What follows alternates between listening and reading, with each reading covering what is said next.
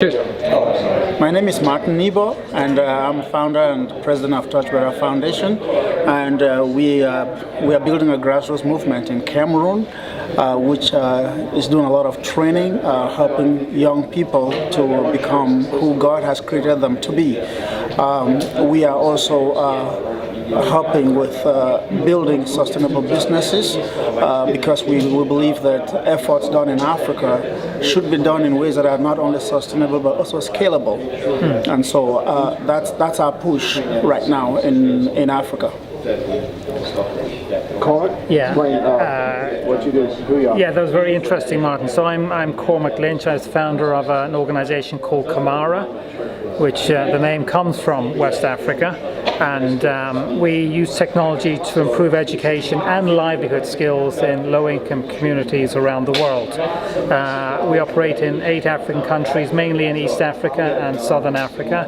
And we're trying to get young people, firstly, digitally literate, so they can access the resources that are available in the technology world, and from that to themselves just raise their capacity to start businesses, to become nurses, to become teachers, to become lawyers, really to raise themselves up. Because we think these are the people in the future that will change the face of Africa. And if we can give them the skills and the resources early on, they'll do all the change, and we can then step out. That's wonderful. And as an African, I want to thank you for giving up your own career to come to my homeland and to try to help us. Yeah, well, I would say I've got more from Africa, I think, than maybe I've given Africa. I think it's a wonderful place and the people are wonderful. So I think I've benefited more from Africa and Africans than I've been able to help.